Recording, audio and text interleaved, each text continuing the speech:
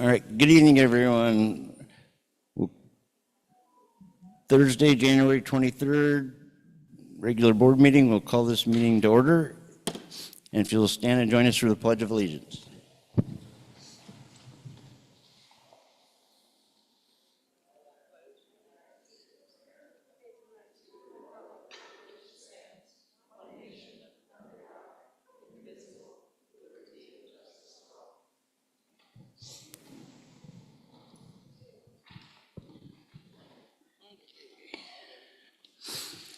All right. Joel, do you want to read the mission, vision, and value statement?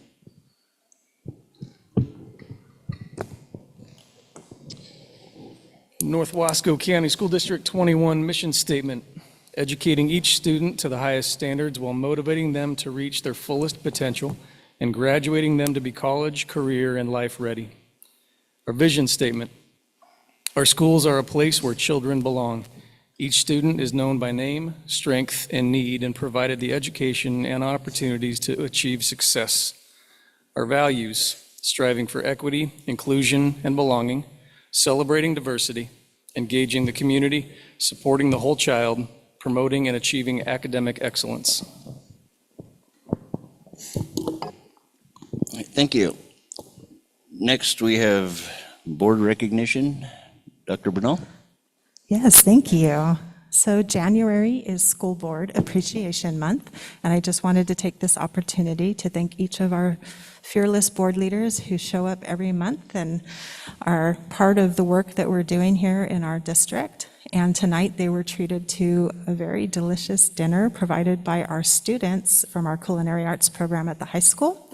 And the feedback was that it was delicious, a little spicy, but they all really enjoyed it. And so I just want to celebrate each of you and thank you for your service.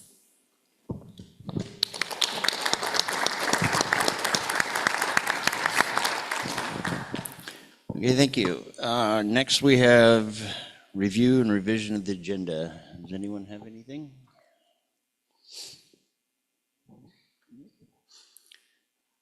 Okay, we'll move on to public comments on agenda items only.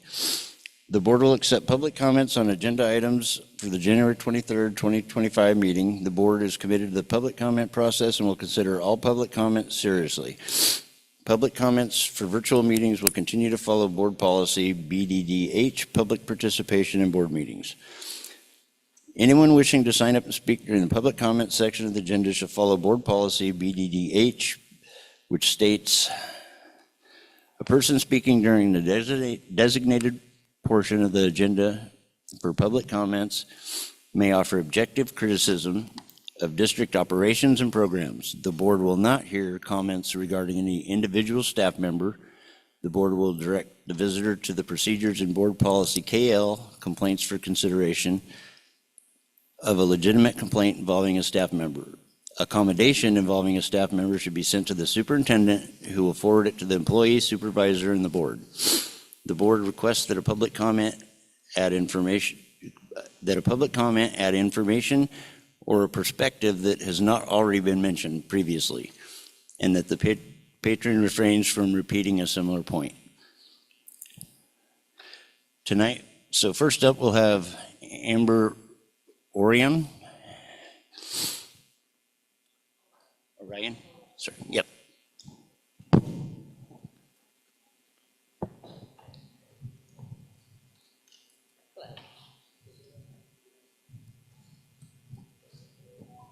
Is that better? Oh my, that's loud. Okay. I am Amber Orion. I am a local community member and family member of a couple of students at North Wasco County School District. And I have a couple of questions that I would like to present to the board about number, well, it's after new business, which I think is 16, but on the back it says 5. So I'm not sure if it just got switched around. But either way, number 5 on the superintendent's report on the North Wasco's commitment to safe spaces for students. And I have a couple of questions. First question is, On this form about if school district staff knows of the immigration status of a student, can they be required to disclose, oh, excuse me, I'm going ahead. Let me flip over to my page. Okay, number one. On the first page, we have here, oh goodness, I got all mixed up. I thought I had it all numbered out. I apologize. Here we go. If ICE or federal agents arrive at my school, do I have to let them in? I'll skip the entire paragraph, but there is a part that talks about administrative versus judicial warrants, cannot enter a homeschool or private space without explicit permission. But schools may still choose to cooperate and grant permission if that aligns with district policies. And the question on that one is, what would those exceptions look like if we are going to cooperate with an administrative warrant or a lack of warrant versus a judicial warrant? What would those exceptions be? Second is, I'm just curious if we can get more clarity in language. There are things in this that are talked about the superintendent is to be notified, whereas in later pieces it talks about the district office to be notified, and in one space it says school administrator. So I just would love clarification on that and making sure that we're giving very specific information in the training. Also, there is a place on here where it says school administrators must, underlined, allow access to the school, etc. But in all of the training for staff, it talks about should, not must. So there's a lot of room for interpretation on what each individual can do. And because there are so many students and staff at North Wasco County School District, I just want to make sure that the language is extremely clear so that everybody feels. Ultimately, we want to make sure that the students feel supported and are supported, and that the staff also feel supported in being able to make statements and take actions that are clearly outlined here so that they know they also have the support of the board and the district office. And then there was one other piece in here that talks about if a staff member is aware of immigration status of a student, even though that's not something that's collected at school, if they are aware, do they have to disclose? And there's a little bit of information about not unless there's a warrant. And I would like to ask that it be put in the paperwork that, or in the policy that if staff isn't supposed to know about somebody's immigration status, then the answer is, I don't know, period. Because it's not in there, it's not in a staff person's job to know somebody's immigration status, and the answer should be, I don't know. And that's all. Thank you. All right, thank you.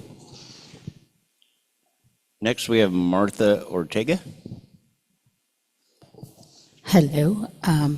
My name is Marta Verduzco Ortega. I am the Director of Immigrant Help Centers for Hood River Latino Network, and we represent and advocate for all the Columbia Gorge Latinos and people of different colors. And so I'm here, given the political climate that we are in right now, I am here to ask the North Wasco County School Districts to adopt a resolution for undocumented students at the school, mirroring what Hood River County School District has to keep our children safe. So that is my comment. I would like, I don't know if I have to ask or in the future, how I can get my response, whether the school board will make a resolution or not.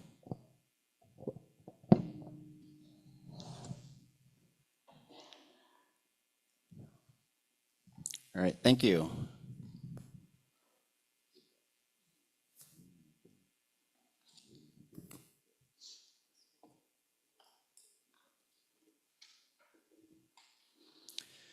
Next, we have the consent agenda.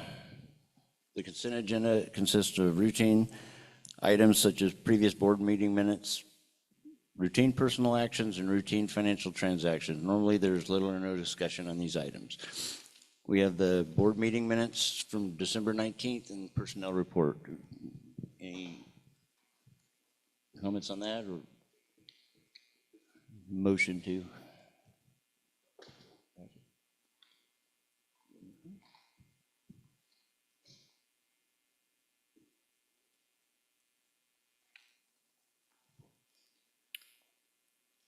Motion to approve the consent agenda as presented. Second.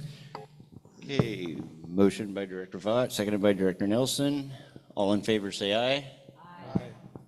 Opposed, say nay. Any abstain? Ayes have it, motion passes. Next, we have the board action calendar review for January and February.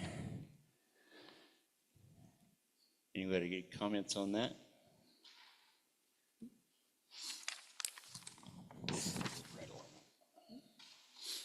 Okay, next we have student and staff recognition. Do we have anything this time? No?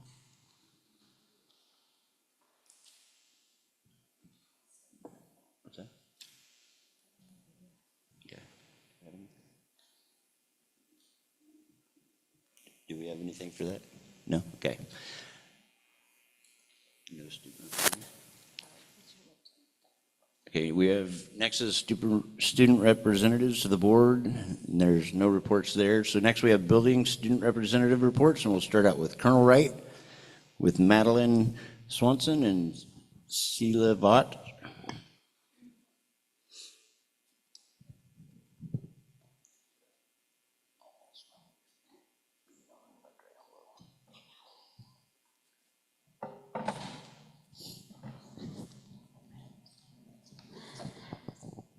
Hello, our names are Silas Vaught and Madeline Swanson, and we are the Colonel Wright school representatives.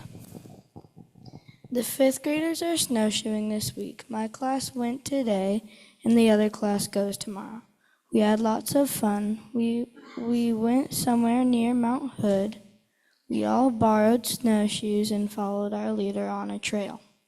My favorite part was when we all got a little bit of free time and went sliding.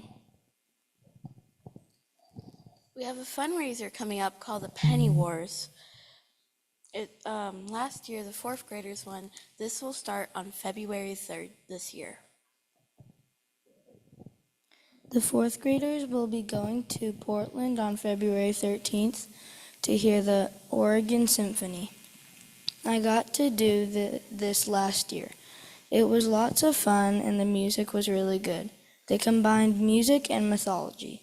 This year the theme is nature of music, and the orchestra will guide them through an imaginative journey through the rivers and forests and gardens, all brought to life through the theater of mind and classical masterpieces. At the end of the year, the fifth graders will have a graduation party. There are 15 to 20 students involved in OBOB who are reading to improve their reading skills. They meet every week to read and discuss books. On March 15th, they will go to Gresham to compete with other schools in the battles. Teams earn points by answering questions about the books they read. We have a program called Dance with the Stars at the Civic Play Center. It started on January 10th of this year. First graders get to do the Smart Reading program. There are helpers that come in to help students read, and the students get books to take home every month. Troubadours is a 4th and 5th grade singing group at our school. They practice after school and then went around town caroling in December. Then they went places like the senior center and sang popular Christmas songs. It was a great way to spread some Christmas cheer. This is Madeline Swanson and Silas Vaught. Thank you for your time. Happy Board Appreciation Month. Right, Is thank you. thankful for you. Chair, I would like to make a comment. So to those who just presented, I really appreciate it that they had voice, you could hear them, and the presentation was very clear and well-spoken, and that doesn't always happen, so I just want to point that out. So thank you, guys.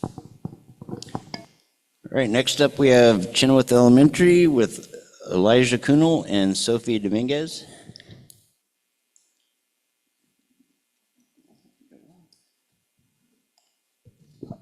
Hello. Is this on?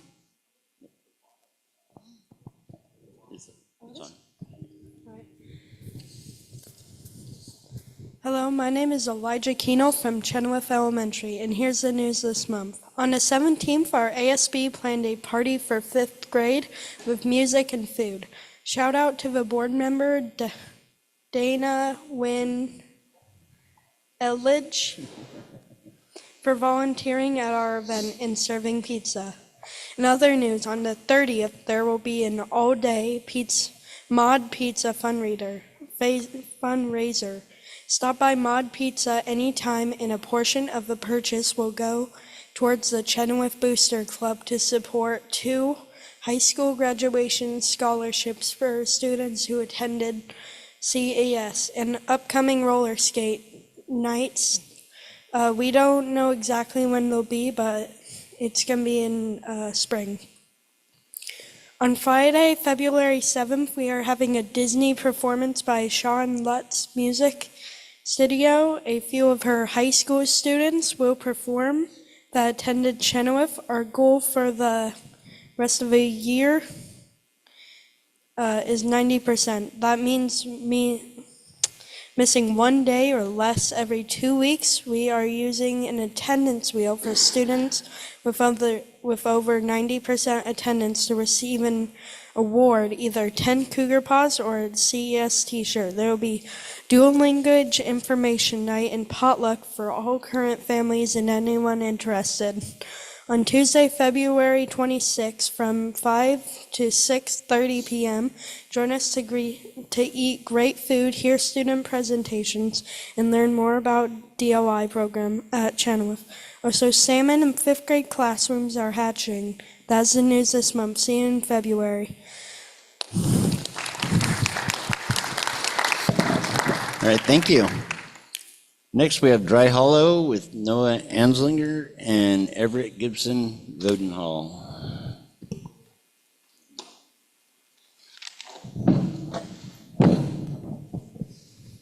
Hi, I'm Noah Anslinger. I'm the 5th grade representative from Dry Hollow Elementary. Our other representative isn't here today. Our word of the month is empathy. Everyone is showing lots of empathy at school. Our winter music programs were very well attended. We would like to thank our music teacher, Mrs. Corey, for all her hard work getting the students ready. We would like to invite the District 21 school board members to come to Dry Hollow to see the salmon hatching and Native American dwellings done by the 4th graders in our school library. Our new Gaga pit has been a huge success at recess, and we would like to say thank you to our maintenance crew who installed it during winter break. On the first week of February, OMSI will have the planetarium open for a 1-hour program for each class. Since it's School Board Appreciation Month, we would like to take a little time to thank the school board members for their dedication to our district. Now, before I go, I would like to say a joke. What did one snowman say to the other? Do you smell carrots? This has been Noah Anslinger. Have a great night, everyone.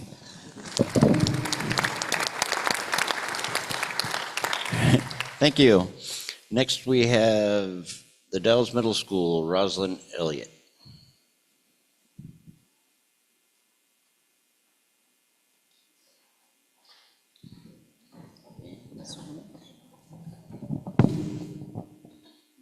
Hello, everybody. I'm Brianna, the ASB Spirit Leader. And I am Rolando, and I am the ASB Secretary. And we're here to talk about the latest at the Dalles Middle School. Recently, boys basketball just ended and girls basketball started, along with our chess club and boys wrestling team, who had their first match yesterday. Also, cheer is continued from boys basketball onto girls basketball. And our robotics team is having a competition on Saturday in Hood River.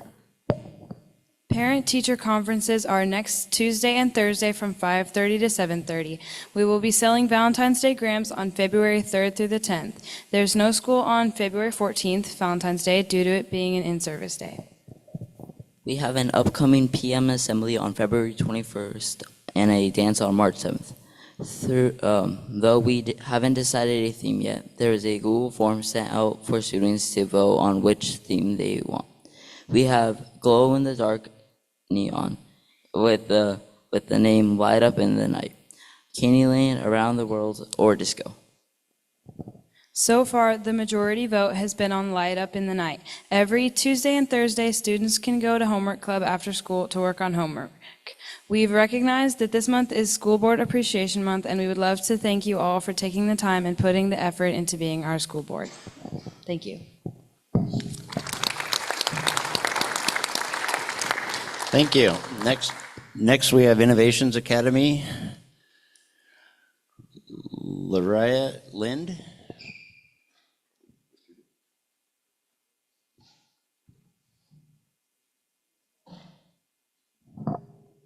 Good evening, members of the school board, faculty, and community members.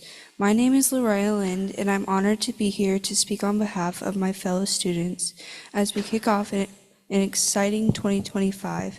There's something truly special about the first few weeks of a new year. The hall is buzzing with energy and the thrill of seeing friends after a long break. One of the highlights of the year so far was our Spirit Week just before winter break.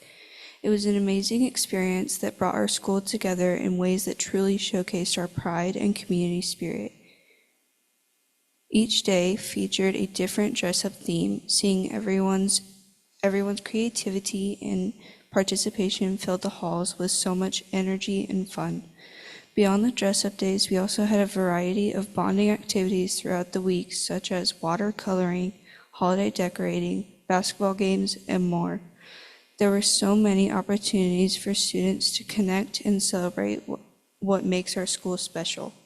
And of course, we ended the week with our tri-annual Students versus Staff game. The competition was intense and the cheering was nonstop. It was always a favorite event. And this trimester's game did not disappoint, with the students remaining supreme, winning the game over the staff.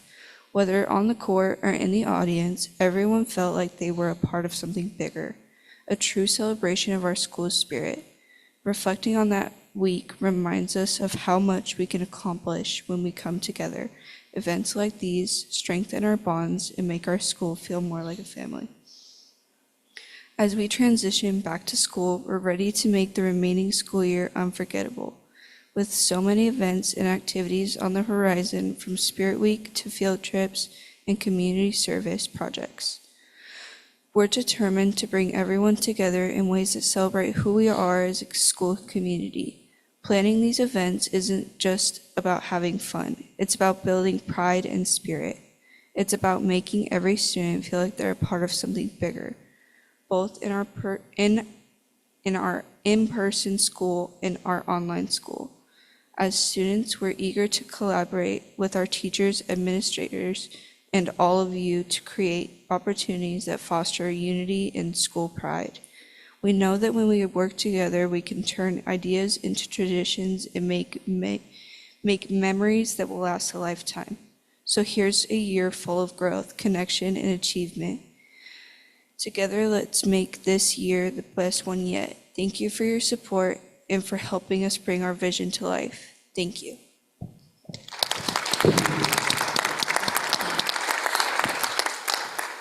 All right, thank you. Next, we have the Dallas High School, Riley Elliott.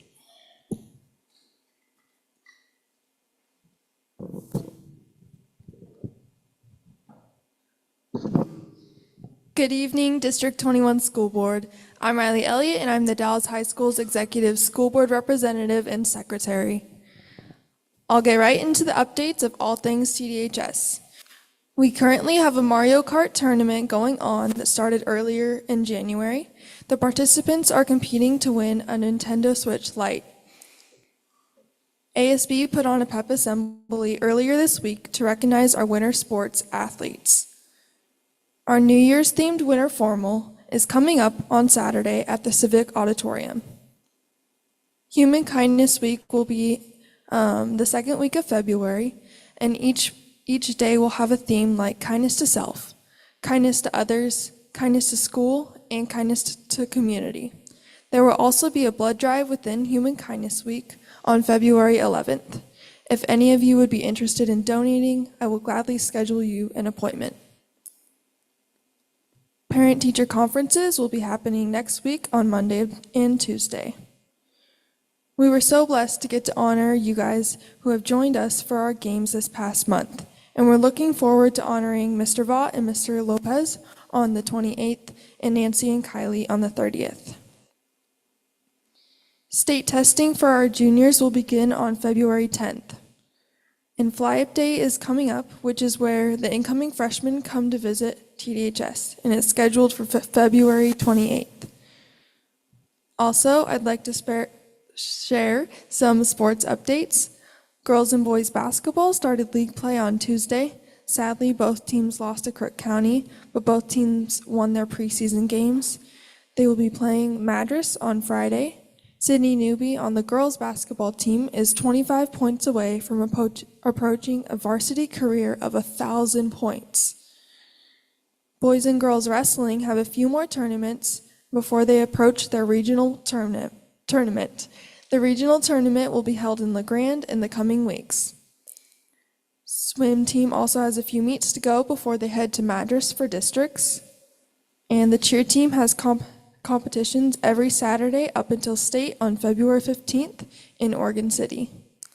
Ski team has been up at the mountain almost every weekend participating in races.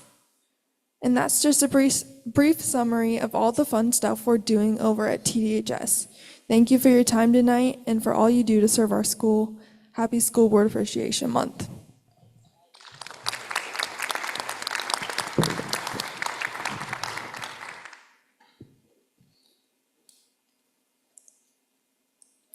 Okay, next we have staff reports. D21 Education Association representative and North Wasco Education Support Professionals representative.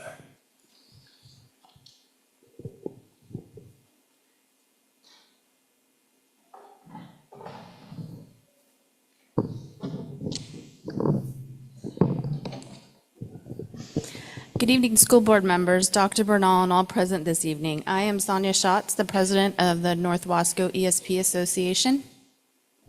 I am Melissa Hollister, the board and budget reporter for D21 EA, standing in for Jody Ketchum, who could not attend this meeting.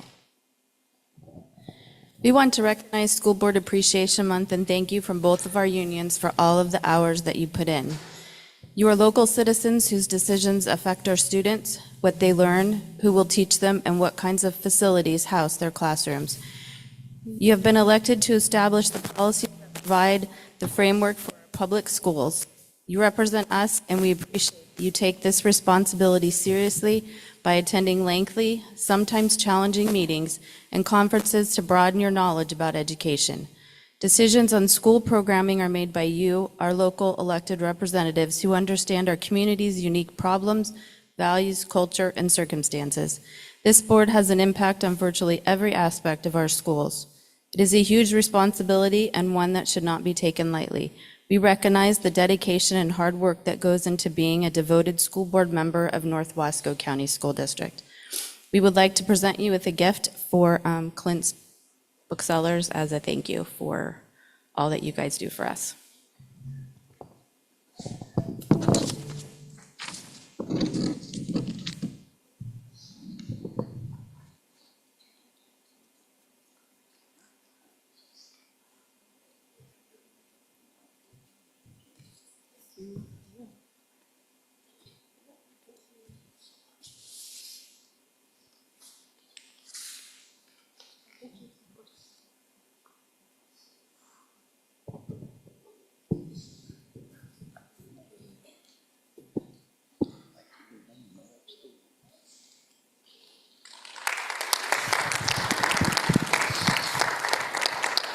All right, thank you.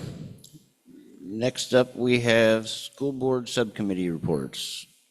Scholarship Committee, Director Winelledge. We're scheduled to meet next week, and we're starting to work towards the scholarship night. Okay, thank you. Community Outreach Team, Director Nelson. We're scheduled to meet next week, so no meeting has happened. I have nothing to report on. Okay.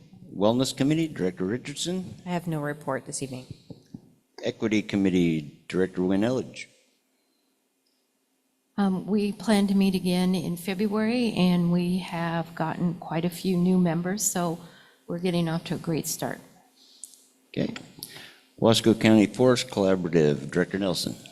There was no meeting held because it conflicted with President Carter's funeral arrangements. OSBA Legislative Policy Committee, Director Richardson. We have our first long meeting tomorrow. D21 Education Foundation, Director Aparicio. No update. Our first meeting for 2025 is on Tuesday. Okay, thank you. All right, next up we have new business. We have presentation for the Youth Entrepreneur Program and Gregory Price.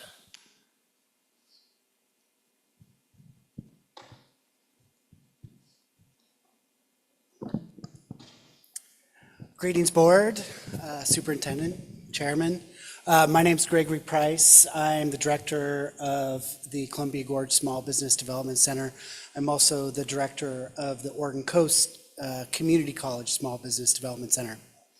And for those of you who might not be familiar, the Small Business Development Center is an intergovernmental agency.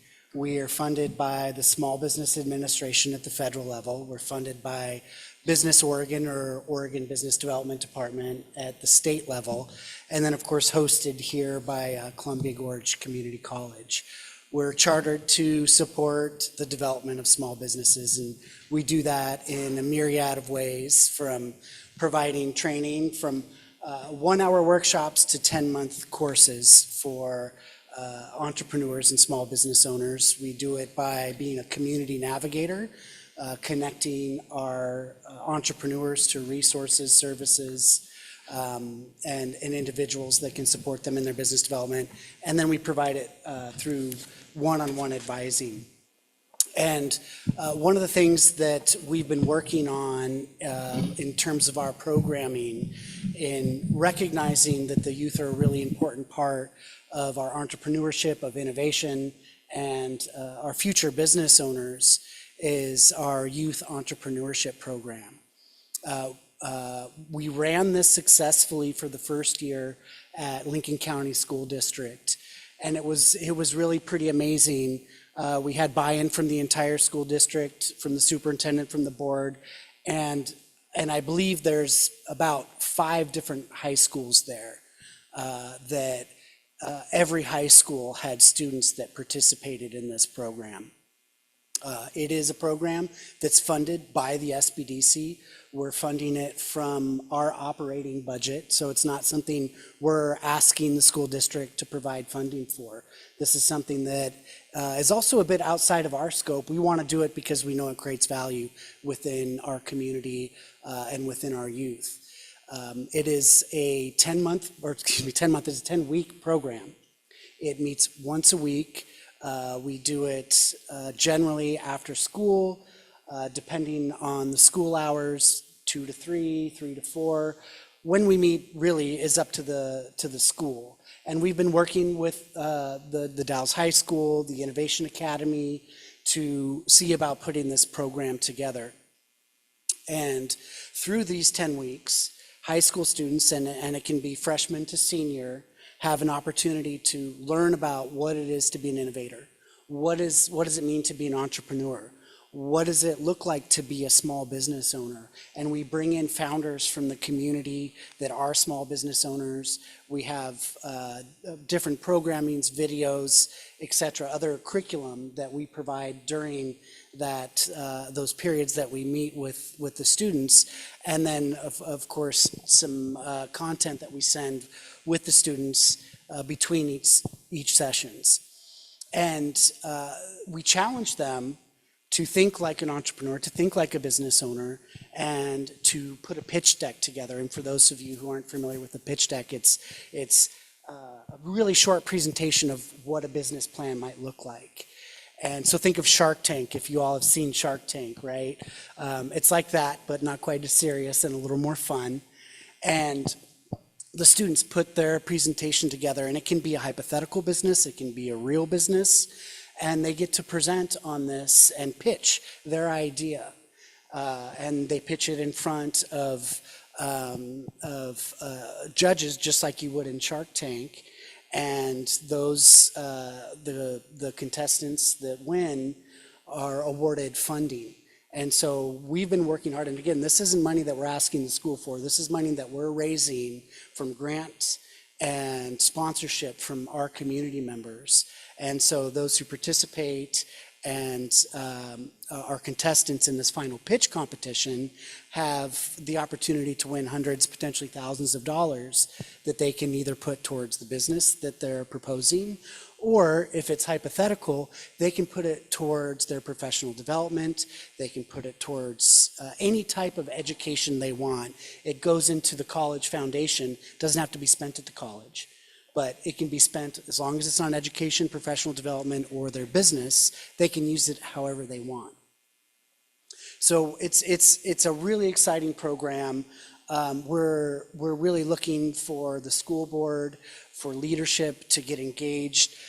We need the students to know about it, right? Because it's only going to work if we have students that engage and enroll and participate into the program. We had planned on doing it this February, but the timeline was just a little too tight, and we know how busy our educators and our administrators are. So we decided, well, let's give it a little more time. And the delivery time doesn't matter to the SBDC. We can do it when it works for the schools and for the students and for admin and faculty. And we're not asking to go past contract hours. We can deliver it whenever it makes sense for the school. So we've discussed with some folks at the Innovation Academy in the Dallas High School about doing it after spring break, or if we need more time, we can do it in the fall or next year. So it's really up to the school, but we're here as a resource to provide this programming that can support your students, and we just really need the board, faculty, and administration to say, yes, we want to support this. We want to get our students engaged to participate in this, and we'll do the heavy lifting.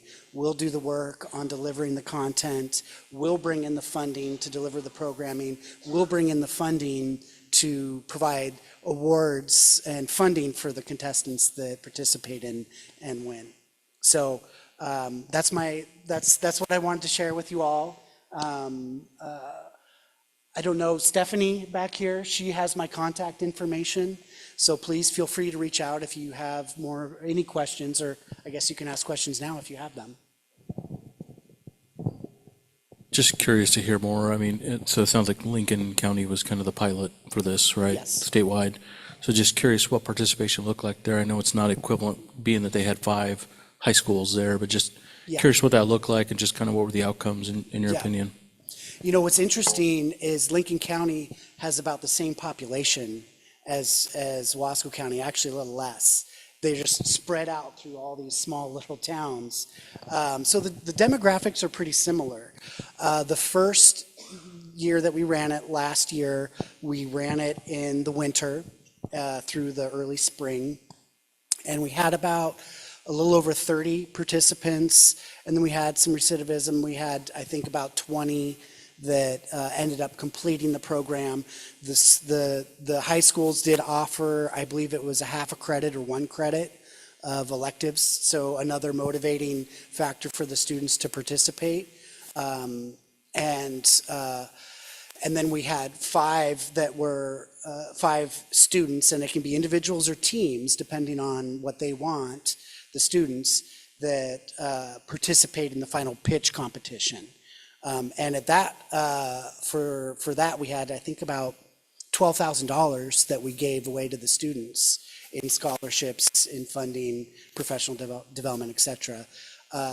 We've launched it already again in Lincoln County, and right now it's the recruiting process, similar timeline. I think it starts early February, and we expect about 40 this year. And we don't have any milestones. We don't have any expectations of we need this many students to make it work. I mean, we do have to have a little bit of a critical mass, but you know, we get 10 to 20 students. To me, that's a success. because, we're able to spend more time with them, focus on them, but we can have a lot of capacity in terms of serving more. And the plan is to deliver it in person. And originally, right now, as it sits, it will be at the Dalles Academy, but it can be anywhere, but it can be live streamed. So those who are homeschooling, those who are in alternative schools, it doesn't matter what high school program you're in, you can still participate. And from a participation standpoint, what's that look like? Is it like an application process, or how's that, I guess, what's the process for the student if they're interested in this type of program and they want to get engaged? I mean, what's that look like? Yeah, that's a great question. We're open to anybody who wants to participate. We really try to make it as inclusive as possible, knowing that we can't be perfect, but that's why we want it in person, because we feel like that helps the facilitation of the content and the education. But we're spread out, and that's why we have the live stream.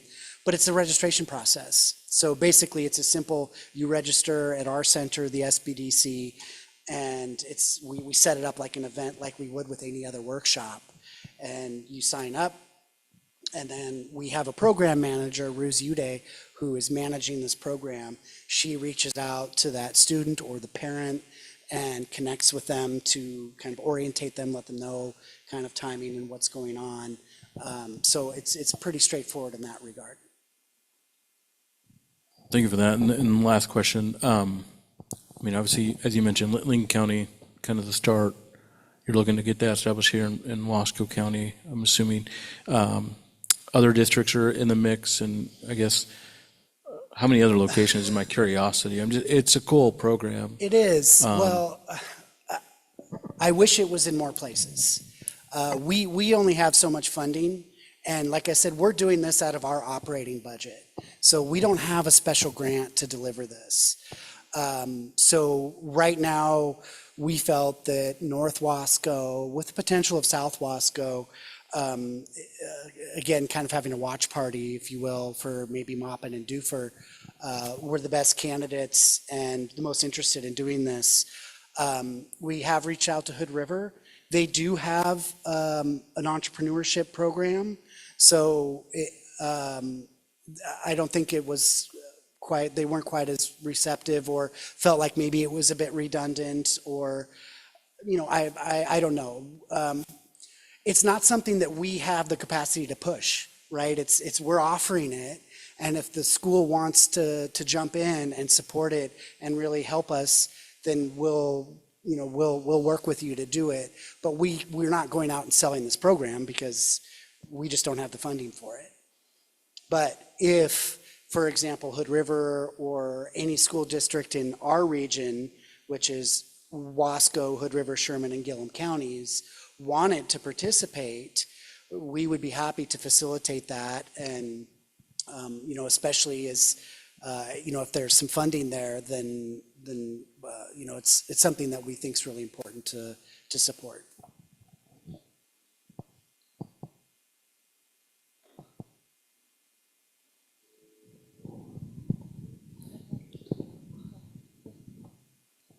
Thank you for this presentation. It sounds very exciting. I'm just curious, have you had this happen, or do you plan to have connections to local businesses or chambers or governments so that our kids get connected and they see in reality what business is like?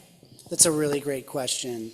And I think, fortunately, by the position of the SBDC, we're integrally connected with the chamber. I sit on the board for the Dalles Chamber and the Hood River Chamber and the Oregon Frontier Chamber. And so, yes, the answer simply is yes. And part of the curriculum is bringing some of those folks in, business owners, to tell their story of what does it really look like to run a restaurant, to run a retail shop, to run a virtual business that so many are interested in. And so we bring those real life case studies, so to speak. We call them founder talks, where we're having founders of real businesses come in and share their story, what inspired them, what's challenging, where they find solutions and, what's their vision moving forward. So absolutely. And it's also an area where we're always looking for more case studies, more businesses, more folks within the community that can add value to the program. And that's where we have a lot of flexibility and adaptability in our curriculum and our content that we deliver. I have a question. So is this like a one and done, or are you proposing that you started out and then every year you come back? So would you be allowing repeat students that, maybe of 10th graders and they're really wanting to start a business and they want to come back the next year, and then 12th grade and then they're off and running? Is that what you're proposing? I love that question, and it's a hard one to answer, honestly, in that right now we have the funding to do it this year and probably next year. Our funding, just like you, wax and wanes on the biennium. With our state budget, then that's our largest chunk of money comes from the state budget. Our federal funding is tiny, and the funding that we get from the college isn't much bigger. So a lot of it depends on the funding that we get, and we work really hard to bring in other sources of sponsorship, funding, whether it's Business Oregon. At the coast, we got $10,000 from Georgia Pacific to run this program. We got $25,000 from the city of Lincoln City. Part of that was to go to the youth entrepreneurship program. So those type of contributions, we can do a lot with a little bit of money. This program doesn't cost us tens to hundreds of thousands of dollars to run. It maybe costs us $4,000 to $5,000 in staff hours to run. The rest of it is the money that we give to the kids. And that's where we want to have a big pot to support them.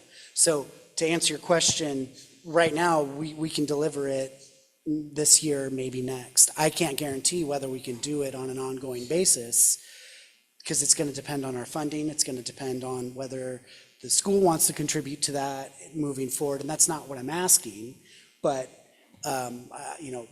ideally, yes. Ideally, yes, we're going to have the staff and the funding to deliver it on an ongoing basis, because what we've learned from the coast, even in just 2 years, the program builds on itself, right? It gets better.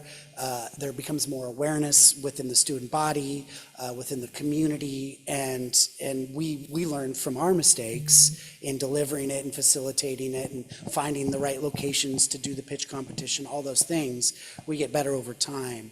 So it is one of those things that we hope that we can make sustainable. Is there any interest as far as the chamber or the city or the business community in itself to give you or support you in your efforts with funding? Right now, we're reaching out to Google. I mean, they're the obvious choice, right, through their community fund, and we think there's certainly potential there. Because again, it doesn't take much, $10,000, and we could run a killer program. The chamber doesn't really have the budget for this. They will support it through marketing and in kind, if you will, but they're not going to write a check. There may be some businesses that can support this. So we run a pitch competition through the Columbia Gorge Innovation Hub that is open for the whole community. And last year, I think we had about $25,000 in community investment sponsorship to support that program. And that was just for the contestants. We had grant funding for the admin and delivery. Our hope was this year we would be able to deliver this in a time frame where the winner of the youth entrepreneurship program would have a guaranteed position in the community pitch competition. I don't think our timing is going to work that way this year, but that way you just put them right on the stage with our community entrepreneurs, and they have an access now to tens of thousands of dollars potentially, and we also have equity investors in that crowd. So it's part of a larger ecosystem that we're really working to try to put together. I will say that we have untapped resources in terms of what we've done, and I think the rest of the community in engaging sponsorship for folks that might want to sponsor. It's tough for us because we have limited bandwidth in terms of what we can do, because we're delivering the program and we're administering the program. So going out and fundraising and sponsorship is a whole nother thing. And I'm sure you all are familiar that, that takes a lot of effort. And currently that's a bit beyond what we have the capacity to, but again, there's a lot of opportunity there for it because it doesn't take much to make a big impact.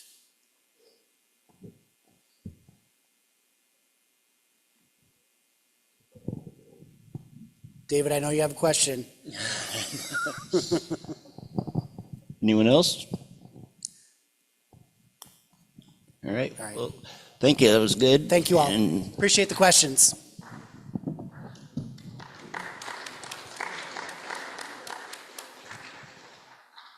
is that what this one? It is. Okay, next up we have the 2025-26 ESD Local Service Plan and the ESD Superintendent Dana Peterson. Good evening, and thank you, and happy School Board Appreciation Month. All right, Robin, do we have? Thank you.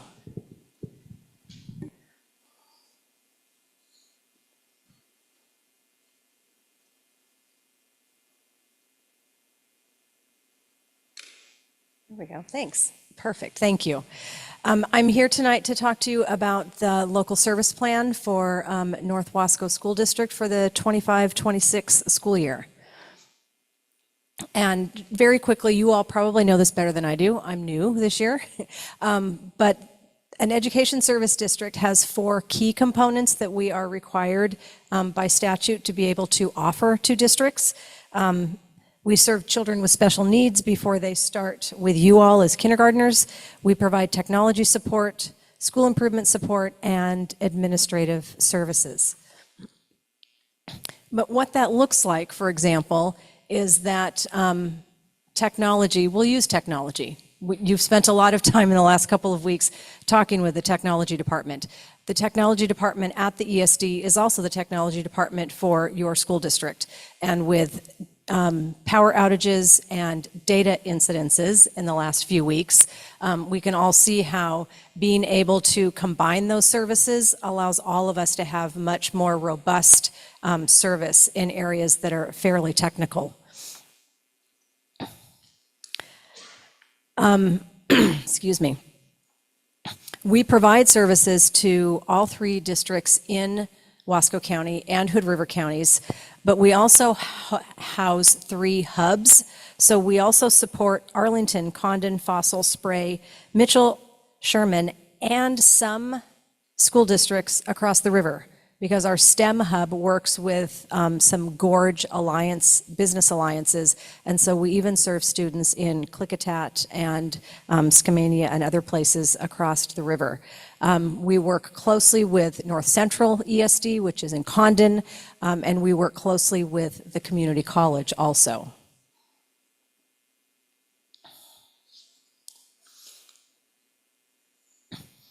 So you can see here, along with the basic services that we provide, we also do a lot of regional initiatives, and we're currently providing Wasco County with 67 preschool promise slots that allow many students that would otherwise not be able to access preschool to be able to attend either at Watonka or at the campus that we have on 10th Street that we share with Head Start. Thank you. And this talks very specifically about the early childhood services that are provided. So for families that are concerned about their students' development, that might need speech pathology, that might need physical therapy or occupational therapy, students can start receiving those services long before they actually come to you. They get what's called an IFSP, not an IEP, and then those programs and those services then transition to you as that student moves in to kindergarten. I mentioned technology. The technology department provides all of your desktop support, your server administration, and most critically, cybersecurity. And We actually have someone in the tech department that is getting his master's in cybersecurity. So it's pretty rare for districts of the size that we serve to have the level of support that we have. School improvement services are something that isn't necessarily as delineated, but with the advent of the integrated guidance that the Oregon Department of Education is requiring, we provide support to school districts either at the district level or in the case of small school districts. Excuse me. We do a lot of work to be able to support school districts as they're completing those documents and then setting their goals. And then later on in the spring, once you all have seen the goals that are going to be presented for your integrated guidance, we'll come back to the superintendents and talk about what do we need to do as far as support and staffing potentially for the coming year so that you're able to meet the goals that you set forth in your integrated guidance. This next one, sorry, is a little bit harder to read, but it talks about all of the various hubs and programs that we provide, including some 21st century school, migrant education. We support districts with E-rate projects, and in other counties, we actually provide health services. We hire nurses for some of the constituent districts. This last slide talks a little bit about our budget, which is a tough thing to talk about right now, but it does show that the local service plan makes up about 24% of our budget, and then we have various grants that are either competitive or non-competitive that make up the majority of our budget, and much of that also comes to you in the terms of the Regional Educator Network, our STEM Hub, our Parenting Hub, and many of the education innovation programs, mentoring for new teachers and for new administrators. And that's all in that 59% that you see, that large portion of our budget. This does not include, if any of you have seen any of the news releases, Columbia Gorge ESD just received an EPA Community Change Grant and will be working to renovate Chenoweth Middle School and turning it into a larger preschool offering that will include infants and toddlers in the next couple of years. That's my very short presentation, but I'm more than willing to field questions if I can answer questions for you all.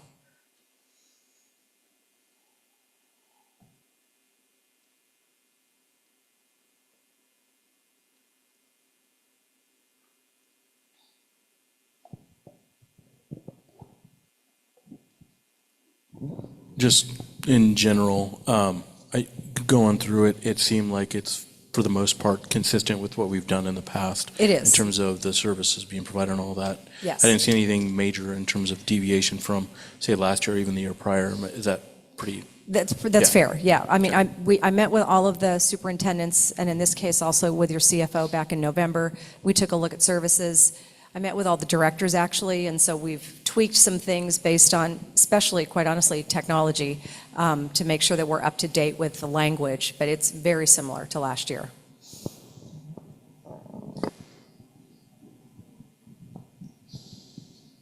Anyone else got any questions?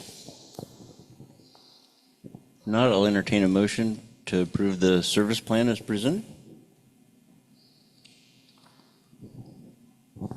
I'll move to approve the 25-26 ESD local service plan as presented.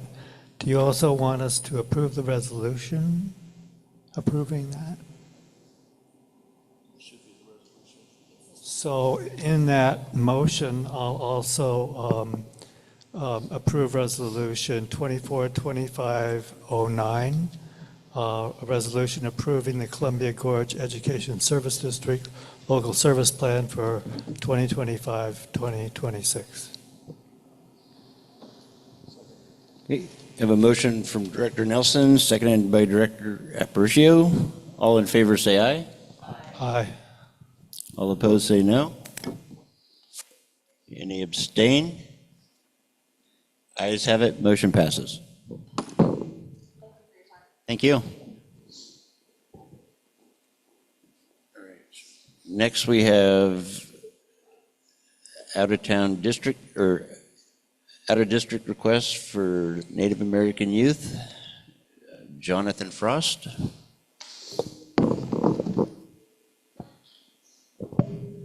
Good evening, Mr. Chair, members of the board, school officials and staff, and community.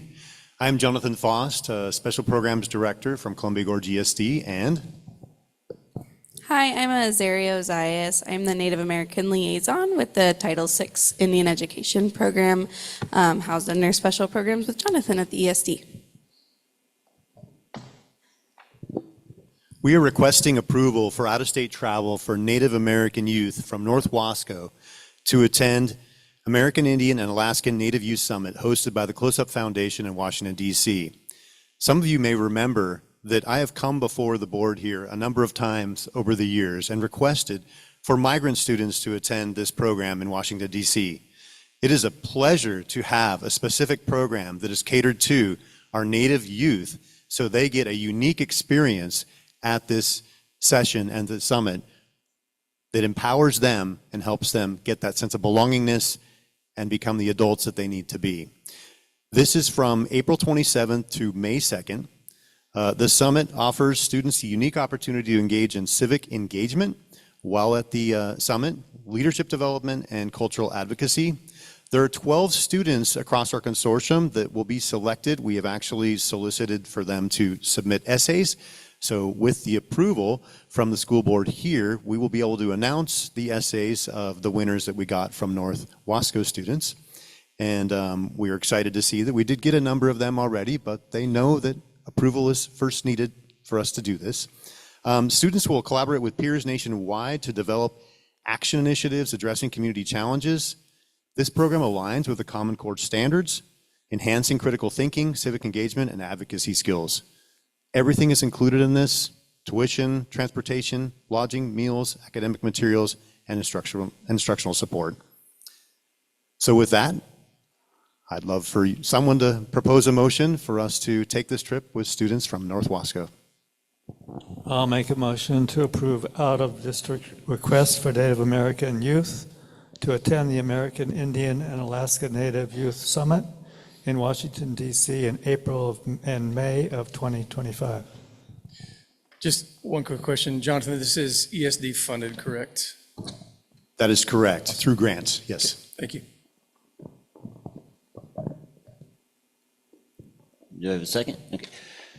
Motion by Director Nelson, seconded by Director Lopez. All in favor say aye. Aye. Opposed say no.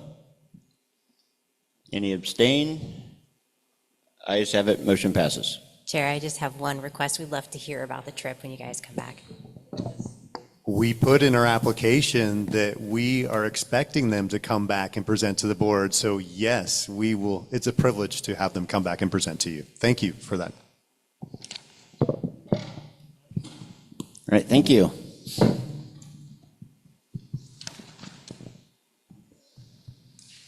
All right, next up, we have the superintendent's report. Dr. Bernal. Thank you. The first item I'm going to present is just a goals update, a mid-year goals update.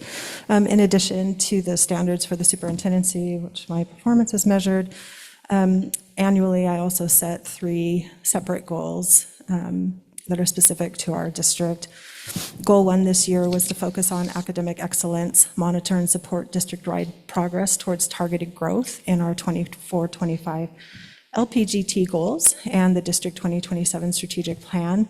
As you all know, LPGT is longitudinal performance growth target. It's by what the state measures some of our performance by, which include 3rd grade reading, 9th grade on track, 4-year graduation rate, 5-year completion rates, and our regular attender data. In addition to our LPGTs, we also have our OSAS data, which is our state testing that our students participate in, our at-a-glance reports, and then our local performance assessment data. So in supporting goal number 1, all goal setting has been completed with principals and directors. We will be scheduling mid-year check-ins in March to discuss progress.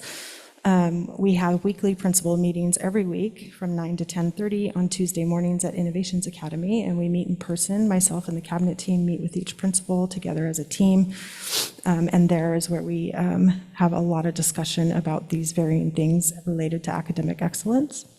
We have a monthly leadership team meeting, and that is the entire leadership team, which includes principals, assistant principals, and directors, department heads. And then this year, the board set a goal to get a little more deeply involved with data. We had an initial work session last week. I think it was on the 16th. So we've already completed our initial data review and got some additional questions from board members for some other data sets they'd like to look at. So we're working on that. And we have another data session scheduled in April. And then another thing that headed up by our TLA department is instructional rounds. And that is where we go and we visit a school. And we get coverage for our administrators, and then our teachers on special assignment, our coaches join us. I've participated, I haven't been able to participate in every single one, but I've tried to participate in as many as I can. And that's where we go and visit classrooms, and because we're also focused on deeper learning this year, we're focused on student engagement. And these are non-evaluative visits, don't have anything to do with teacher evaluation. We're just collecting data about student engagement, and then after we visit, we meet with the principal of that school, and we have a just robust conversation about what we saw, we calibrate, and then talk about what we want to do next. So those are very helpful and have been rich conversations this year. Goal 2 that I've been focusing on is the educational innovation. So monitoring and supporting our principals with focus shifts on deeper learning and utilization of the 4 shifts protocol and integration of innovative classroom practices and experiential learning for students. We all participated in deeper learning training earlier this year with Dr. Scott McLeod. And then we participated, that was in the summer, we did a 2-day institute, and then we had a 3rd day in September, and we separated it out over 2 days. The elementary day team had 1 day, and secondary had another, because they have some different needs between the elementary and secondary levels. And our next steps with deeper learning, in addition to the instructional rounds and just looking at student engagement, we are looking to see if we can do a teacher cohort that would like to engage in deeper learning and go through the training. So that was goal 2. And then goal 3 is student engagement and well-being, monitoring and supporting the development of district-wide and school-based systems aimed at supporting increased student engagement and improved well-being. And something that a lot of the work we're doing this year is in collaboration with Joe Lickham, who's a mental health consultant and who has come alongside us and is helping us with both building our systems for mental health support for our youth. This year we rolled out the Youth Wellness Community Collaborative. We had our first one back in the fall, and we had over 30 community partners come together with us. It was a really great meeting, and our next one is scheduled for February 19th, and we are going to be doing a deeper dive into regular attender data. So, but with the community, and talking about looking at our data and talking about what resources do we have in the community that can help us, because we believe that attendance is not just a school issue, it's a community issue, and everyone should care about our kids coming to school on a regular basis. Another thing around student engagement and well-being we're doing this year is student perception surveys. And so at the elementary levels, our CNC TOSAs, which are our culture and climate TOSAs, have been doing perception surveys with our kids in the elementary. And I think they're getting ready. So they did an initial perception survey at the beginning of the year, and they're getting ready to do a mid-year to see if any progress has been made in that perception data. And then one of the things we were able to approve through the intensive program this year is to collaborate with Youth Truth, which is a survey that our staff, our parents, and our students will take in grades 3-12. And that is going to give us some additional feedback about how our parents, our staff, and our students perceive our schools and how they feel about school and how connected and do they feel safe at school, et cetera. So that'll be administered in April. It's coming in April. Any questions about just progress and the work we're doing?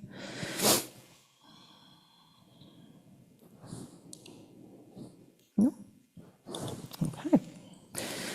Next, I want to talk a little bit about North Wasco's commitment to safe spaces for students. I want to thank Amber and Martha. We were able to meet today, and I really appreciated them coming in and having a conversation with us. I felt it was a really good conversation, and we were able to learn about some resources that we didn't know about that we're going to add to our resource list, so we really appreciate that. And also about how we can continue to collaborate moving forward to ensure the safety of our students and families. So I really appreciate you coming to talk with us today, and I look forward to continued partnership. So what I'd like to do is I want to read into the record the letter that's going to go out to our families, and then I can talk a little bit just about the documents that are behind there and kind of what we're doing for North Wasco. Dear North Wasco School District families, we recognize the growing fear and uncertainty among many families in our district due to ongoing national discussions about potential changes to immigration policies. These concerns resonate deeply throughout our schools as they affect not only individuals, but also the sense of safety and security that is essential for effective learning. We are unwavering in our commitment to fostering a safe, supportive, and inclusive environment where all students belong. As educators, our top priority is the well-being of our students, mentally, physically, and emotionally. We are focused on ensuring every child has access to a safe learning environment where they can thrive.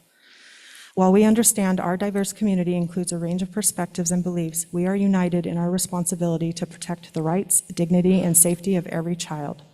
To this end, we follow school safety protocols, district policy, and state and federal laws that guide who is allowed to contact students during the school day. Key protections: right to education. The U.S. Supreme Court in Plyer v. Doe ensures that all children have the right to a free public education, regardless of immigration status. Schools cannot deny enrollment to any student based on their immigration status.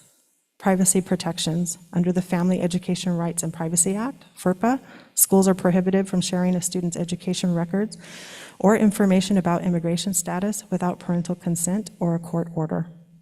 Enrollment. Schools cannot require social security numbers or information about immigration status for enrollment.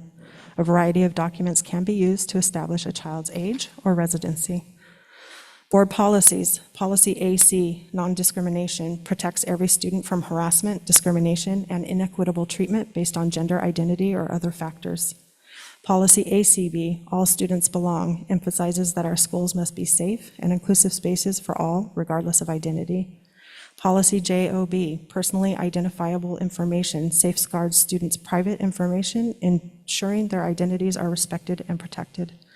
Policy KN, KNAR1, and KNAR2, relations with law enforcement agencies and investigations conducted on district premises. Specific processes must be followed when requesting to interview a student or conduct an investigation on district property. Our commitment to students and families: we are dedicated to protecting the rights of all students. If you have concerns about your child's education, safety, or privacy, please feel free to reach out to any of our school administration. Sincerely, Dr. Bernal, Superintendent. The other documents you have in front of you is also right behind that is a frequently asked questions that will also go out with the letter to our families. And then after that is the communication that will be going out to our school staff, which outlines the procedures that we will follow in the event we are visited by ICE or a federal agent on school property. Today in our leadership team meeting, I met with my entire leadership team, which again includes principals, assistant principals, directors, and department heads. And we went through all these documents and I trained them on the procedures that we are going to use. I want to say that you can be assured we have a very highly dedicated and committed team of leaders that are committed to the safety of our students and ensuring that they come to school every day and feel safe and secure.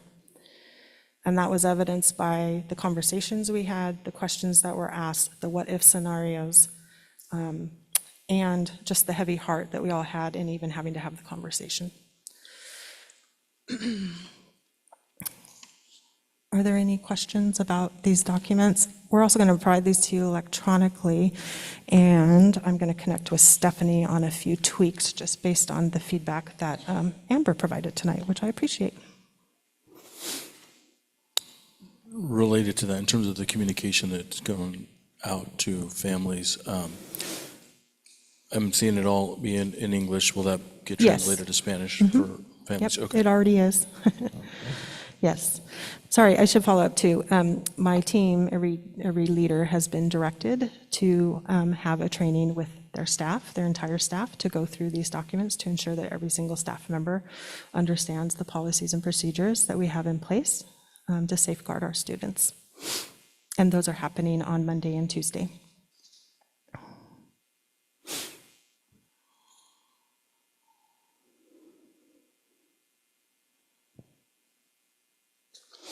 After you've had an opportunity to review the documents, of course, if you have any questions, please reach out to me directly so I can assist.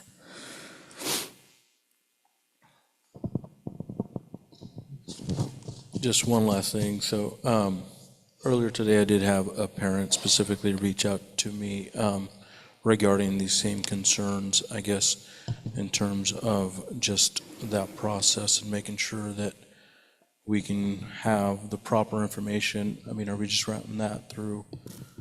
Cindy, how do we want to centralize it? As I guess is my question. I'm imagining that as things continue to evolve and change at the federal level, as much as they had in this first week of this new administration, that we'll likely have more engagement from parents asking for clarification or questions related to what maybe happened on the national scene. So I guess I'd be looking for guidance on how we want to approach those communications so that we are getting consistent, proper messaging out to families, so it's not just, my interpretation or what have you. Yeah, so this is the initial communication going out, and then even in our conversation with Martha and Amber, we were talking about if there's changes, then we're going to update everything. We're going to send it out again with the updated changes, and we're also going to communicate with them like, hey, here's the changes, because we decided, we agreed it'd be best if we have consistent messaging, because they work directly with a lot of our families and students, and we said it would be great if we're all saying the same thing. So that is something that we also committed to and that we will definitely do. Yeah, as changes occur, we will communicate them. So our Superintendent Bernal, are you presently involved in communicating future plans which might occur politically in this charged environment going forward with your team, with the city police and sheriff's office? Yeah, we are very fortunate to have a very great relationship with our local law enforcement. I mean, we work with them regularly, almost on a daily basis, in one way or another. So we have an excellent relationship with them, and yes, we will be in close communication with them. And then the other thing that we are constantly getting information from, and where we will get updates and stuff, if anything's changing, that usually will come through whether it's an order from Governor Kotek, whether it's coming through OSBA, the Oregon School Boards Association, whether it's coming through COSA, which is the Coalition for Oregon School Administrators. At the federal level, it could be coming from AASA, which is the American Association for School Administrators, and they are actively super involved at the federal level. So yesterday is a prime example. I believe Stephanie and my inbox were hit multiple times by OSBA, COSA, AASA, and all around the same topic. So we were trying to keep up as we were doing everything. So yeah.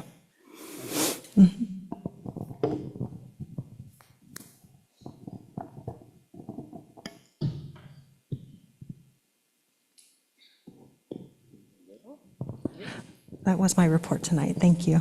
Great, thank you. Next, we have Chief Financial Officer's report. Turn it over to Randy. Thank you, Mr. Chairman. The first thing I'd like to do tonight, the auditors are not available. Apparently a lot of school districts meet on this particular Thursday, so they're not available for the presentation, so they gave it to a rookie to do. Actually, this is, I think, the second year they've audited the district there, and the report is their audit and the field work was really pretty comprehensive and thorough. So Robin's got the highlighted pages. So I want to start off the very most important thing, two things. One is the report is dated December 20th, so it was submitted on time, they're due on December 31st, or they withhold the state school fund payment until they get it, so that's not an issue. But on page 1 in the second paragraph is the unmodified or clean opinion, which every auditee seeks, that simply states that the financial statements are presented fairly.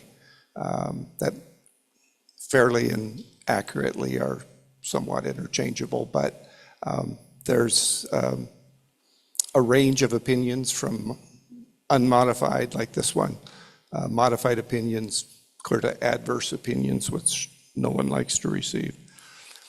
So that being said, so the audit report is the financial statements are fairly reflect the operation of the district. During the course of the audit, there is a number of things that were pointed out. And so I intend to step through those so that the board in particular is aware of the findings. And clearly I'm available for questions, further discussion. Pardon me. So if you would the board would turn to page 28. There's a required disclosure of expenditures in excess of appropriations. You might recall, I came kind of late to the game, and frankly, there were some things that were not solvable by the current structure. So there's really no penalty, blowback from doing this, but we're required to disclose what budget appropriations were overspent. And the next page I would like you to look at is page 48. This is in the notes to the financial statements, which, as you might have noticed, goes on for quite a little while. Note 15 spells out that the district ended the year at June 30th with a negative fund balance, deficit fund balance of $1,064,334. And the reason, therefore, was the reduction in the state school fund because the original estimate of enrollment was too high.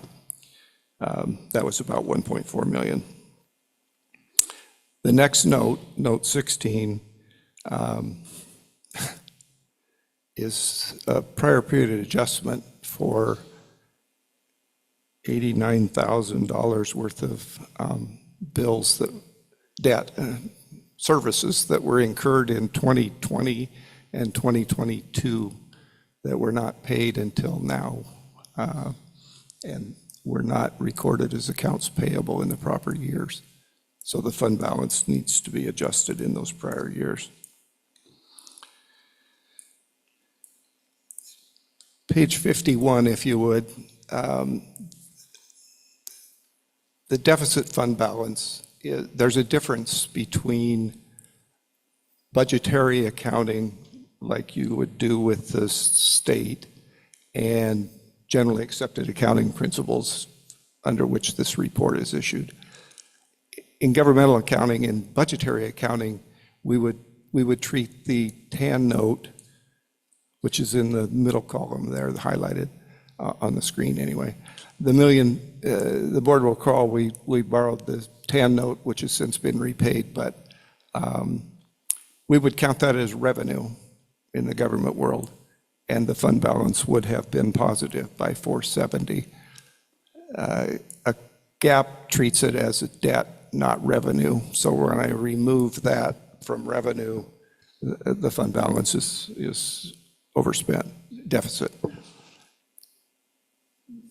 The other side of that equation is that the repayment of that debt, which just occurred last month, is not an expenditure anymore. And so the fund balance will go back to positive because we will underspend this budget by at least that same amount. So it's not something to be proud of, but it's there, at least it's been corrected, if you will. I need,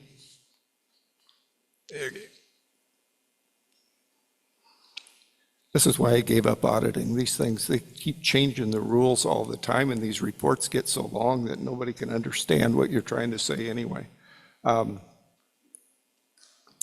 Page 95 and 96 points out some, what they classify as significant deficiencies in internal controls. And we'll get into that a little bit more, but in fact, we can just skip to, Robin, if you could, it's page 102. Keep going down. There are findings. I think one more. There you go. That's page 102. The auditor's report for findings, which this board will, I hope, concur with the corrective action and adopt the corrective action plan. One of which refers to internal controls in the accounting office for me not initialing all of the journal entries and testing the payroll.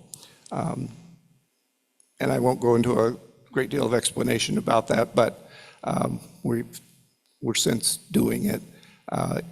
Historically, I have only done the journal entries that I make or that we discuss and make. I initial those.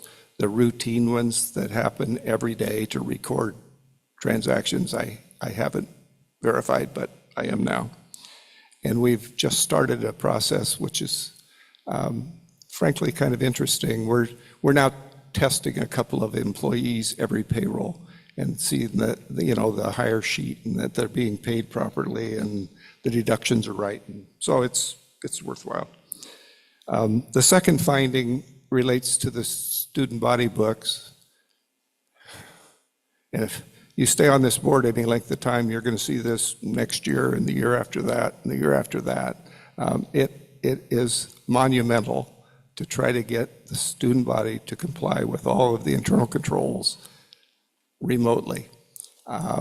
We have budgetary control over the student body funds, but frankly, the day-to-day operations happen in the schools and personnel changes, and there's, if you look, there will be something that's not documented right. The last finding, the last two findings are related to the after-school program that we do, and they're both, frankly, they're about the same. One is we were written up for not inviting the private schools to participate in the after-school program, which was true. We do it now. We've done it immediately, and we will do it every year. But generally speaking, many of the federal grants have a requirement to include the private schools if they want to participate. The second one is almost identical in that we're written up for not complying with the federal grant because we didn't invite the private schools. So the very next page is like a table, page 106. That's the corrective action plan. So that's sort of a summary of the findings and what our proposed solution that we, number one, that we concur with the finding, which we do, and our solution and or a timeline to make the corrections. And three of the four are already done, and I'll have another conversation with the student body folks. So that plan is included in the motion, which I'm hoping that the board will adopt soon. That's how we're going to fix things. And the last comment is on page 109. This was required, the state required, one more page, Robin. At the bottom, there were a transfer of funds, $552,000 out of local programs. And they were not budgeted or not appropriated. It was shown in that earlier table, enough said. And they also, in testing the procurement methods, we awarded a public contract for construction management that amounted to about $130,000 for remodeling of some parts in the elementary schools. And we did not bid it like it was big enough to bid to qualify for the public contract bidding law, and we did not follow the law.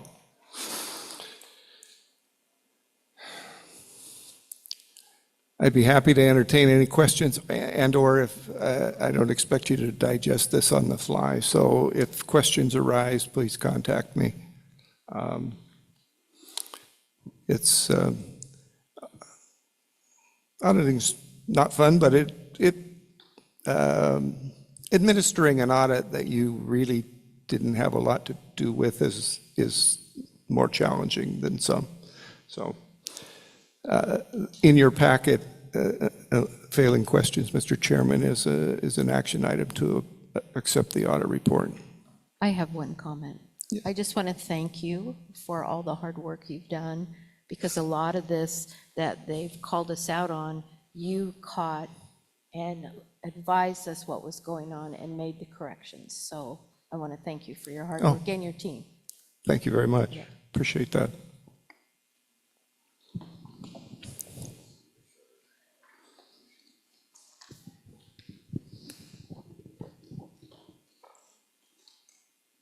Okay, I'll accept a motion or entertain a motion on the audit corrections.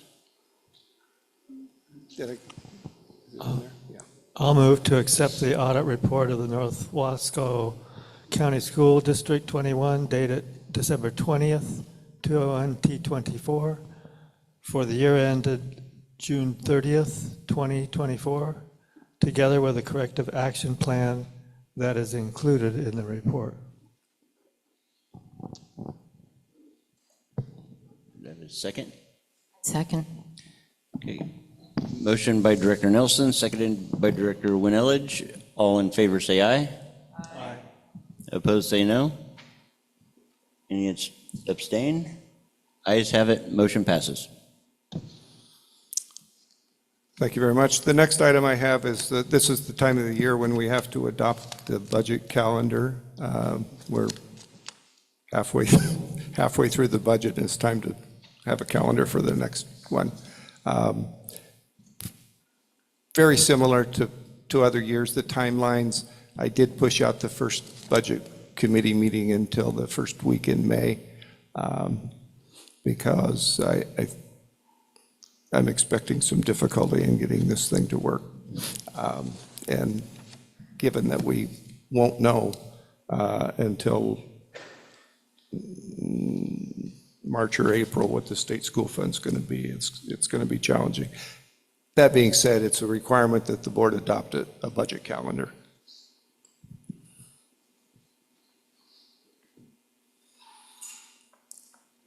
I'll entertain a motion to adopt the budget calendar.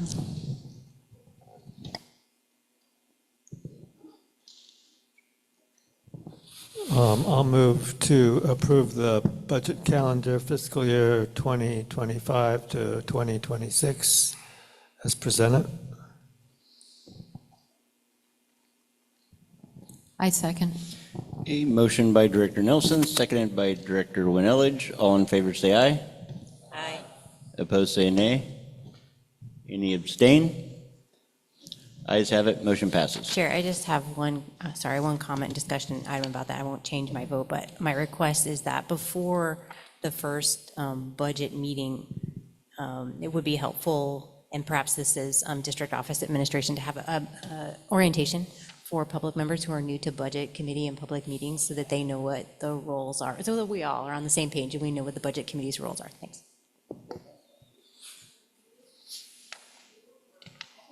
I think it would be great to have it for everyone, just like it. This is what the budget committee does. This is what we're asking of you. Thank you for your time, that kind of stuff. Good point. I think that's relatively easy to do. In fact, the state has a little booklet for what's a budget committee do. I'm happy to convene that and go through it, because I agree with you, most folks don't really know what they're raising their hand for. That being said, we found somebody that qualifies for the last open position on the budget committee that had to be a member of the, what was it called? Yeah, equity committee. And so there is a person on that committee that reached out to the district and expressed a willingness to serve on the budget committee. So don't let this guy slip away.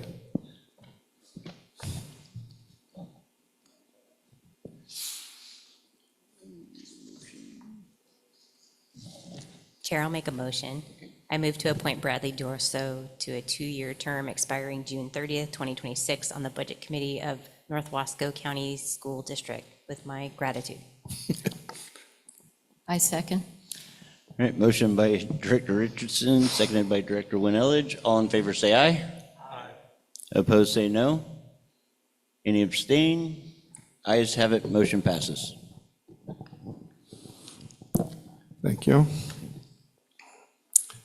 The next item is a readoption of a resolution that was passed at the last meeting. And some idiot put the wrong fund down there that I was going to adjust because I took it from a template from before. And so when my staff went to post the budget adjustment that didn't match, they said, maybe we ought to do this over again.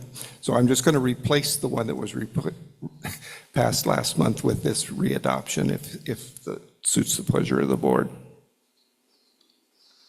And I think maybe I should go on to 07. We could do 6 and 7 as a group.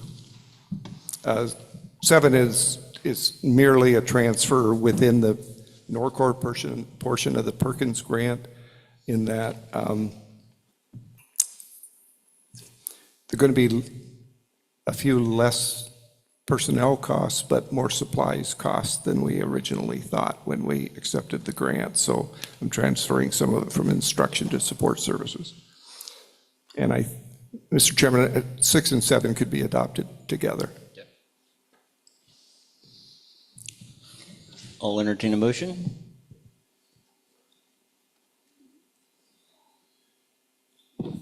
I'll move to adopt Resolution 2425, the readoption of Resolution 242526, a resolution transferring appropriations within various funds, and 242527, again, a resolution transferring appropriations for the Norcor Perkins grant.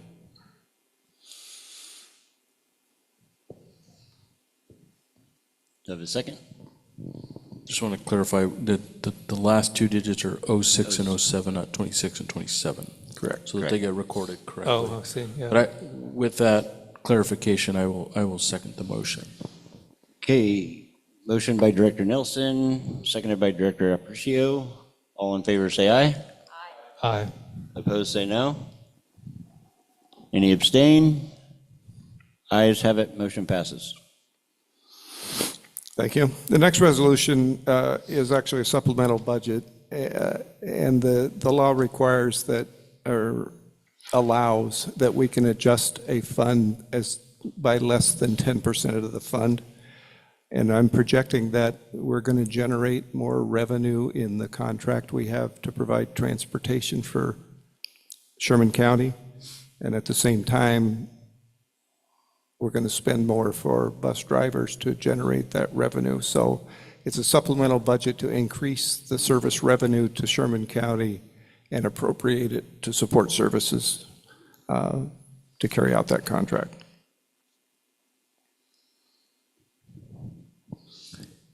Okay, I'll entertain a motion for the 24-25-08.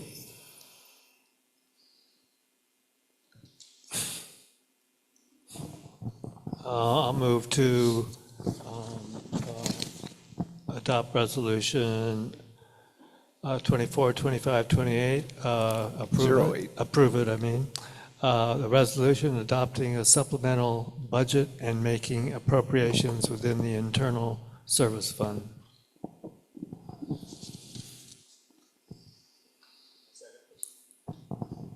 Okay, have a motion by Director Nelson for 24-25-08 and seconded by Director Lopez. All in favor say aye. Aye. Opposed say no. Any abstain? Ayes have it, motion passes. Okay.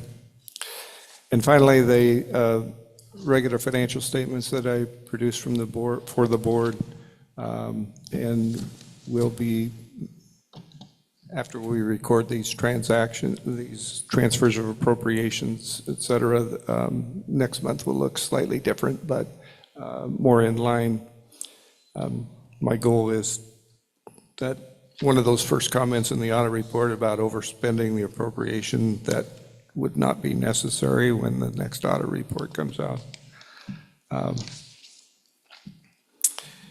I would call your attention to the enrollment graph, which just took sort of a dive. So it's probably going to end up looking like most years around Christmas time, and then it'll come back up later in the year. And along those lines, I should report that I turned in the estimate of membership and revenue. The kindergarten class this year is small and staying small. So I'm a little nervous. There's no trend data, obviously, it's just one class. But if I compare generally how they go until they get all the way through, the class sizes typically don't move a lot. So I increased it a little bit. I mean, on average, we have 215 kids in a class. And I'm estimating maybe 180 something in the kindergarten class. We had 165 this year. Bottom line, we've got a small class of seniors graduating and everybody else moves up. So my estimate of enrollment is that I sent in was 2,805. You'll recall the budget year that we're in started at 2,900, pardon me, and I reduced it to 2,820. So I'm saying 15 less kids next year. They still haven't made the adjustment for the ones we sent in for this year, so we're still going to have so all I'm paying attention to is cash flow to get to the end of the year. And you have to recognize that if we have 2,805 kids and we have 400 and X ELL kids and so many SPED kids, it would be a complete coincidence that this estimate of membership and revenue turned out to be the real number when we get to the end of the year. Again, there's a great deal of safety in the safe harbor. So we will not get less revenue than we got this year. But knowing in December what the enrollment is going to be comprised of a year from June is at best a swag. So I did want to apprise the board that I think it's a more accurate estimate of revenue of membership. And to that end, when we go through this budget process, my goal is I think the operation of the district has to be supported by the enrollment that we have, period. I think there's real danger now, given with the PERS rate increases, we have staff charged to grants that the grants won't support that many people anymore because the payroll costs are too high. And so I think I'm taking a more overall approach, but the district would be well served. It's going to be painful, but we would be well served to live within our means and enjoy some enrollment growth and add things as we're able to do it. I did include the enrollment thing, and I talked long enough, but I try to report something that maintenance is done, or facilities is done, and what food service is doing. It's kind of surprising. Food service, they average almost 1,400 lunches a day.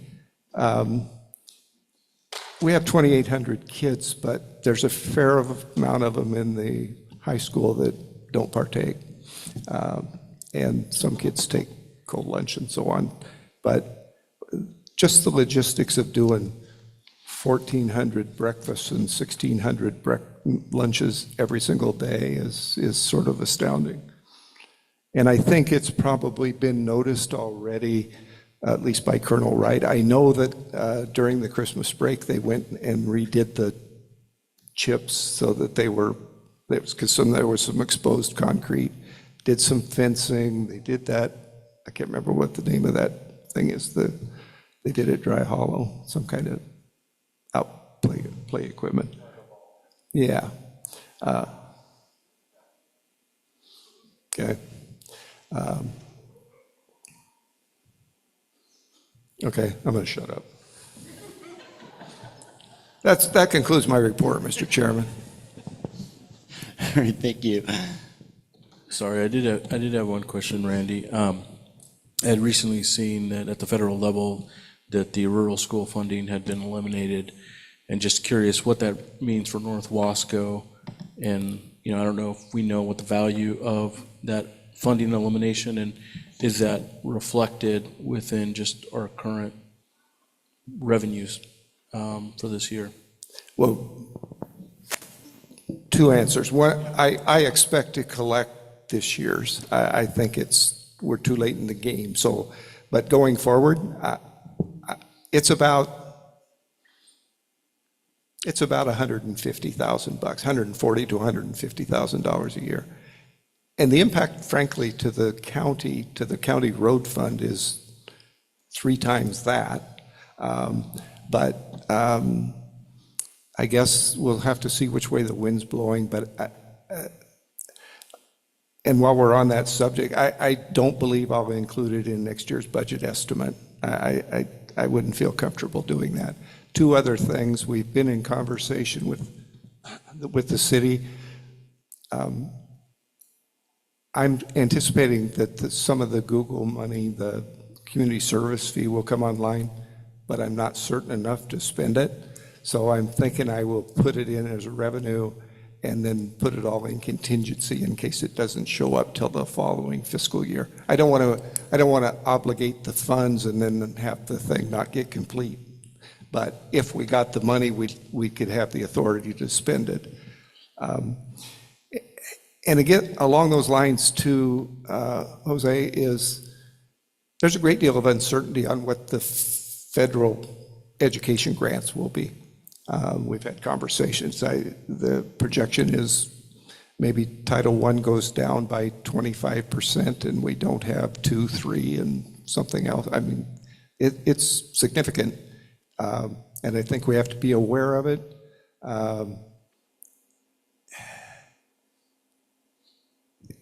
I think Title I is probably the only one that has personnel attached to it. The rest of them are like teacher training and so forth. But I think we need to be conservative because I think it's probably going to be real. I'm concerned.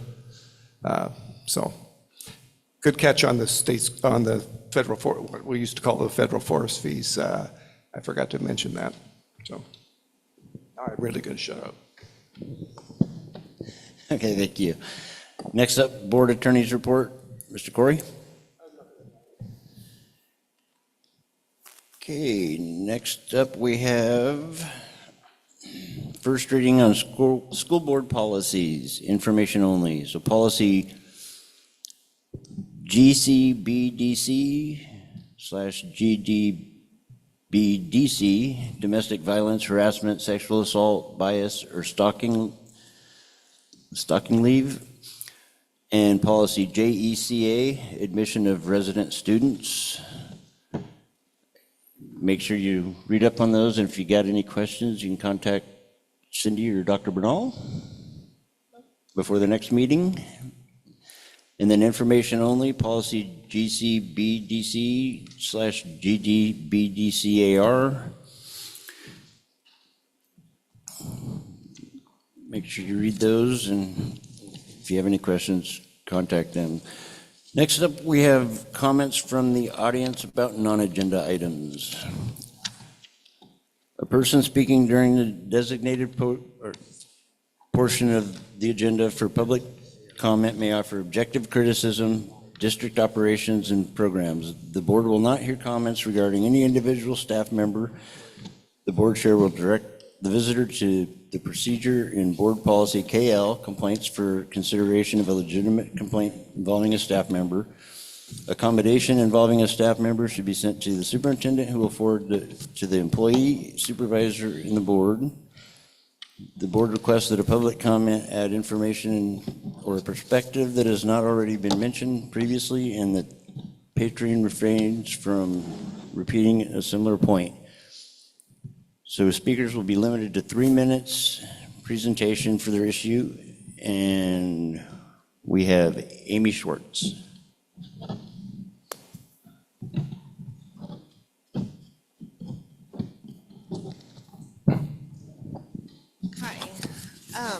I just wanted to kind of ask you, what is the district's policy on lice in the classroom? And also, is it a state policy or a district policy?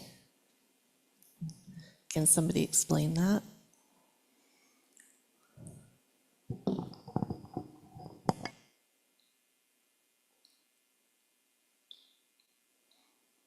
I don't have the policy in front of me, so I don't know that I can give you a certain answer off the top of my head, but I'm happy to follow up with you and provide you information on it. So my understanding is that the policy is that children are allowed to be in class with active lice and nits and all of that above. Before it used to be they needed to go home, but I don't know the formal policy, but that's kind of what's being enacted. And so my question about that is, how does that justify the safety to the others in the classroom and their families? Because it spreads, and if it's not taken care of, it never goes away. Also, let's see, what happens if nothing is done? And that, as I know, we send boxes home with the treatment for them, but it's not mandated that they have to use it. So sometimes it's not used, and then the child keeps coming back with more and more lice. So what, is there like a certain amount of time that they have to do something about it? Otherwise, it could just continue to go around through the classroom and spread. Because of that, it also has the impact of, then you've got more kids missing school that are, their families are trying to take care of it and rid them of it. Whereas, I don't know, the other part of that is to, like, what happens if teachers get it? Because if it's in the classroom, it's going to be all over. I'm sure you guys will be itching here in a moment. But also, how it affects the classroom, but also the community and family members too. And then, is there any way to notify families discreetly, not just that there is lice in the classroom, please check your child's head or look after them? Because if you don't know, you wouldn't know to go look at it. And I'm thinking from a parent standpoint, I would want to know, oh, I need to be have the talk with my kid. Don't share hats, don't share scarves, don't share things, and so that's it. I guess that's my concern, because it is a huge problem, especially at the elementary levels. And if they're allowed to come with it and nothing gets done, then it just spreads and it never gets solved. And then also, last one, I know I'm over, sorry. Cleaning, the cleaning of the spaces. Once you are notified that you have lice in your classroom, what are the other cleaning precautions that are done to mitigate that? So. Chair, I'll just add, I know the superintendent's going to look at the policy, but the American Academy of Pediatrics came out with a position statement that informed the policy, and I'm happy to send that to you. You can send it with an attachment.